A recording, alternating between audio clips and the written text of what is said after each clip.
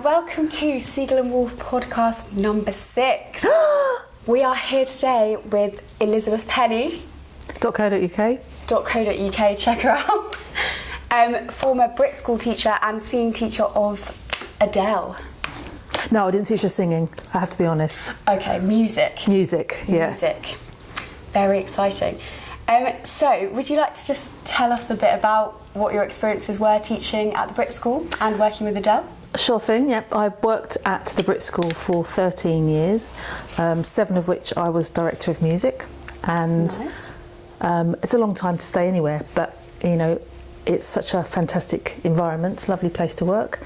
And I was very lucky in that the BRIT School was trying to do something different in terms of music education. I'd left very traditional music teaching schools and feeling a bit despondent about the fact that data and league tables were more important than creativity and expression and stuff. And so I went to the BRIT School, and then, as I say, I was really lucky because I was able to make decisions about how the curriculum worked, and we could genuinely be adventurous without worrying about you know, how we looked in the league tables, which meant that we did some amazing music. Yeah, and obviously the BRIT School has an excellent reputation. Yeah. Would you say that's because of that reason? Because they like to do things differently? I think it's partly because of that. I think it's because it's vocational, so it is genuinely preparing young people for the world of work rather than teaching them how to pass exams. Although the two aren't mutually exclusive. I think obviously the BRIT School is more than the music department. Sorry, the fly is back. The fly's back. Thought you'd killed it. The BRIT School's more than just the music department. There's 9. I don't know if there's more than 9 now. But it's 9 different strand areas that you can specialise in. And I think one of the reasons for the success of the school is because you're surrounded by people who think that the arts areas are important and significant. So you're not in a minority subject, and you're not constantly being told that, you know, why are you studying this? You're never going to get a job in it. You know, the reverse. You're being. I mean, why anyone would still insist on saying that in this day and age is beyond me, because there are so many opportunities for employment in the arts. Yeah, of course. And it still happens now, as we know, with all the cuts being made to GCSE subjects. They've taken music out of some schools. Yeah. So it's a bit of a bugbear of mine, and it's been going on for years and years and years, that the arts are undervalued in a lot of state schools, and if you're fortunate enough to have a really devoted music teacher who's going to do their thing no matter what, then you are really lucky. So many students I've taught have said, oh, music was rubbish in my last school, and we have 5 music teachers in 1 year. You know, people come and they're not supported, so they don't stay. But yes, if you're fortunate enough to be in a school, not just the BRIT School, you know, I used to say to students who didn't get a place, this is not the only place that you can do well at music at. You know, you need an environment where the arts are supported, both in terms of strong teaching, but also funding. Yeah, of course. But yeah, currently for years there's been underfunding in arts subjects and in schools generally, and the focus on English, maths and science, all the STEM subjects, as more significant. Which is a great shame. Yeah. And it just doesn't seem like, I don't know, I'm sure you think the same, but the examination system as well in most state schools just doesn't really show it's not an accurate representation of how able a child is. Because as everybody knows, you could have somebody that's very academically able at English, maths, science, but they you know, don't excel in the arts and vice versa. So how could you possibly measure someone's ability? It's very strange because so much has changed in the last 100 years, and yet the education system and the hierarchy of subjects hasn't. So, you know, it's always English, maths and science at the top, and then, you know, languages and humanities. And obviously technology has a place in there somewhere. It seems to relate to everything. And then obviously physical education, religious education and the arts are lower down. Music's at the top of the arts in terms of, you know, how the government and educators and people value it. You know, and it's bizarre in schools that you have, the moment you have a visitor, it's sort of like, oh, we must play them some wonderful music. And yet, you know, a lot of students don't have any music in year 7 and don't have any music in year 8 or at all in their secondary school experience. So on the one hand, it's greatly valued as the thing that you immediately turn to when you want to show off how great your educational establishment is. But at the same time, it's often poorly funded or invested in terms of hours and stuff. Your teacher, whoever you have teaching you, is so important. Like, I don't want to embarrass you, but I've spoken to a lot of your ex-students and they're all extremely complimentary. I know a lot of your ex-students actually, but yeah, extremely complimentary, and and they've all said that, yeah, having somebody teaching them that was so supportive and you know, taught in a very creative way rather than a boring sort of we've got to get through this, this and this, really just shaped their, like, the way they see music and their learning. Oh, we might have a visitor. He's off shot at the moment. We have a cat, and he's right here. Dennis. He's a musical cat as well. He sings. Remember when he sang? We'd had him for about a week, and he did a duet with me. I was playing The Umbrellas of Cherbourg. Come on, say hello. Anyway.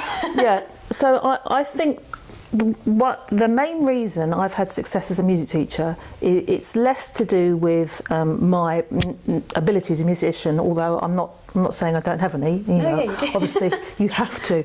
Dennis. Oh, there he is. Here he is. Dennis. Get off my computer. Oh my god. And it's to do with enthusiasm. So when I was at the BRIT School, so many students who left, and not just about me but about the other staff, would say that the thing they valued the most was the fact that we were obviously passionate about what we were doing. And I do feel sorry for some music teachers in schools where they're the only person and they don't have the support of the senior leadership, and it's almost like they're, you know, going through the motions and bashing their head against a brick wall. Because it's absolutely your enthusiasm for your subject that inspires other people to want to get involved. But, you know, involvement in music allows you to build skills of communication, allows you to build your confidence. You know, so many musicians that I've met have said that they're shy, and you think, no, you're not. You get up on stage and do this, but they are. You know, I'm shy, but I was able to get involved in a whole range of things with music as the vehicle to do it. You know? Yeah, it's a way to express yourself where you're not being you. If that makes sense. And it's same with getting on a stage and acting. It's so important to have those experiences when you're younger to build those skills. Absolutely. And you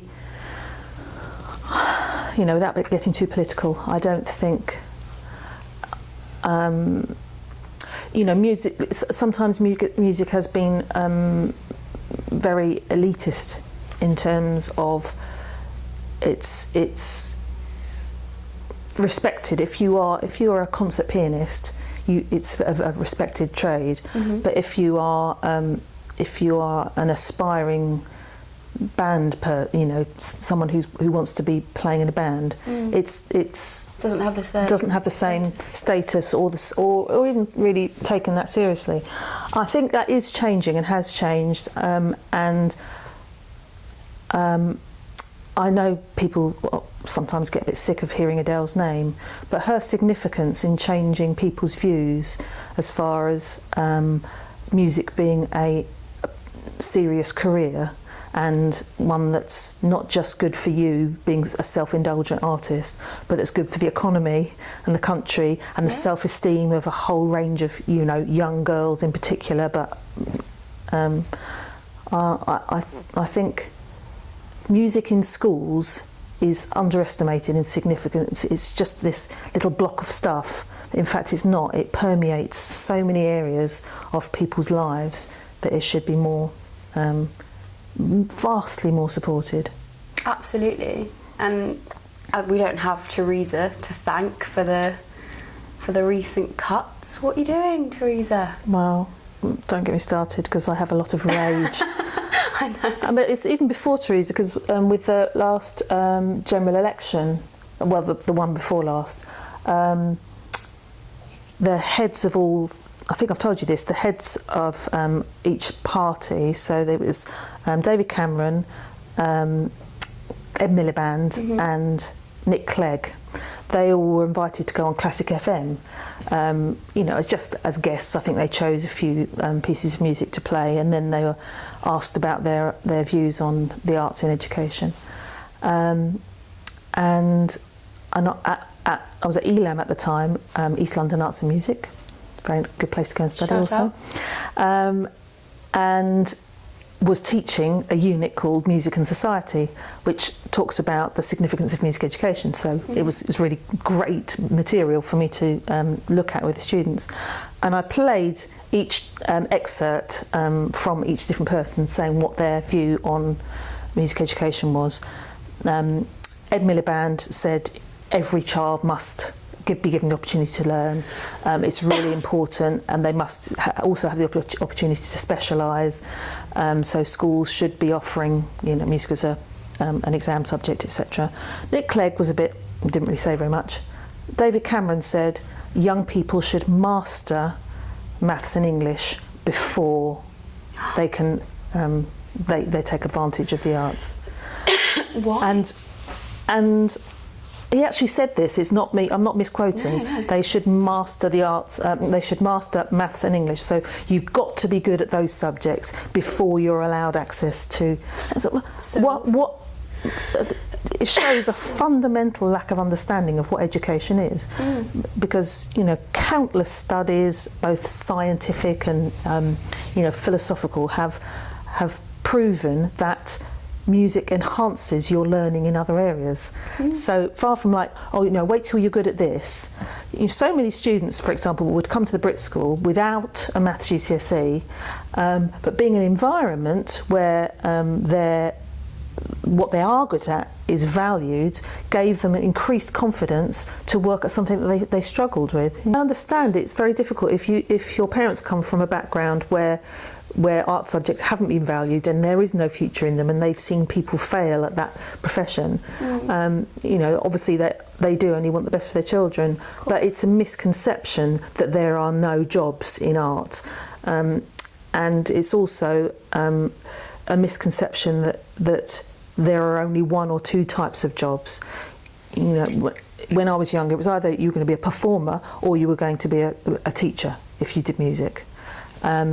And at the time, I wasn't doing music to be a performer or a teacher. I was doing music because I loved it. Yeah. You know, and it should be, your whole education shouldn't be a protracted pre-step into the world of work. It should be valuable in itself, regardless of what you're going on to do. I was going to ask you a bit more about Adele, actually. What was she like to teach music to? Adele was a smashing girl, and probably still is. Haven't seen her for probably about 7 or 8 years yet now. But yeah, she was lovely. She was confident and loud and funny, and A bit like how she is now. a bit like how she is. And the thing that she had that I think made a difference is that she was self-sufficient. So she had loads of friends, you know, was popular and hung out with people, but she was also comfortable by herself. So I would see her sitting on her own in the corridor with her guitar or not, with a notebook, you know, writing a song. at lunchtime when other people were, you know, just out on the grass smoking, whatever. That's not to say she didn't do that, but she had the self-sufficiency to motivate herself. She didn't need someone telling her to get on with stuff. And I think that's really significant. Musical theatre, we might as well just quickly talk about that, because you also... It's a thing. Is a thing. It's a great thing. Liz has been involved in it before. So you taught a bit of musical theatre at Elam, didn't you? I did, yeah. I delivered the musical theatre unit. Very nice. And I also did at BRIT when I first went there. I was nice. musical theatre teacher as well as music. And I MD'd about 6 or 7 shows while I was there. And then when I became director of music, I didn't have the capacity.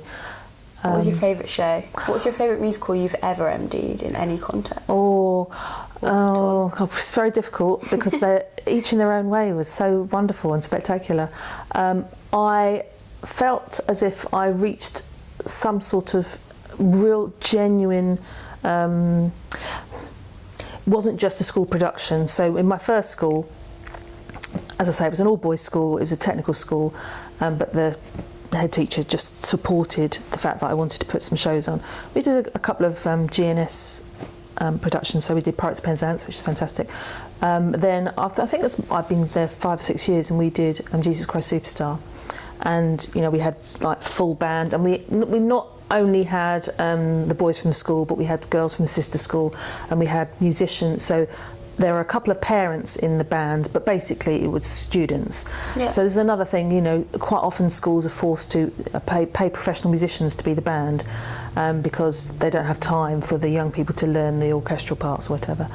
But so we had this, you know, must have been 25-piece band made up of young people from across Bexley Borough.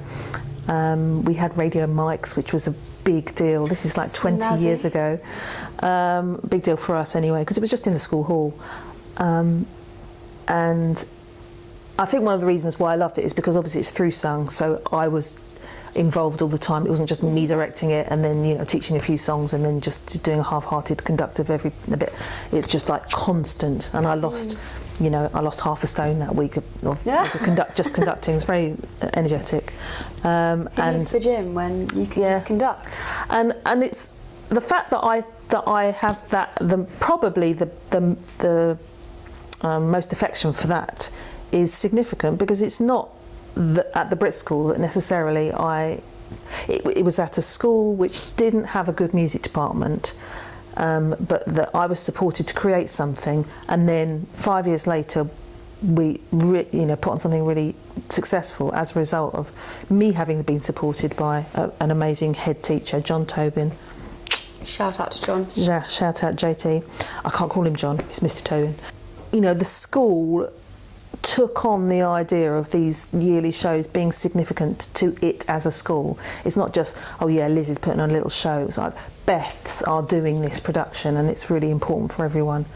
And amazing. And do you know, are the schools still continuing with all their shows? No, it's sort of, when I see ex-teachers from there, they sort of say, oh yeah, remember the golden years. So we're really lucky. There was a core of staff who just, were like-minded and understood the significance of young people doing musical performance. There's been a bit of controversy recently. I saw an article the other day about the hierarchy in different types of performance. Just wondering what your views were on that, sort of the fact that musical theatre as an art form does get judged a bit, probably. It's not very fair. It's not a new thing, because when you, like, looking back in time, when I did my degree dissertation, I did it on Puccini opera. Yeah. And Puccini opera at the time was deliberately, Puccini wrote in order to move people. So it was, some people judge it as a bit saccharine, a bit, deliberately pulling on your heartstrings and a bit obvious. but it's sort of like, well, isn't that the whole point? Isn't the whole point to engage people in an obvious way so they don't have to work too hard? And because a lot of musical theatre is very accessible, somehow, because you don't have to work hard for it, some people see that as, oh, therefore it's, you know, it's just this flippant, insignificant, trifling thing. But it's strange because I guess there's different types of musical theatre, aren't there? There's some that, when you say musical theatre, a lot of people that don't know about theatre just think like jazz hands or Grease or, you know, Fame.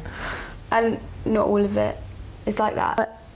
I understand why people who don't have much interest or involvement in musical theatre hold certain opinions because of, you know, the hype over West End musicals and, you know, Broadway musicals and stuff. So don't shoot me, but I don't like Wicked. Right, get out. I've only seen it once. Maybe if I saw it again, I'd have a different opinion. But when I went to see it, I was I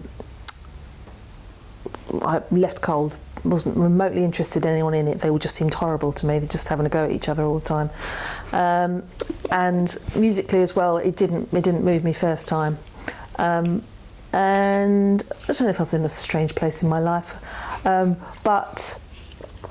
So, you know, when the hype about Wicked, I get a bit like, oh, it's just rubbish.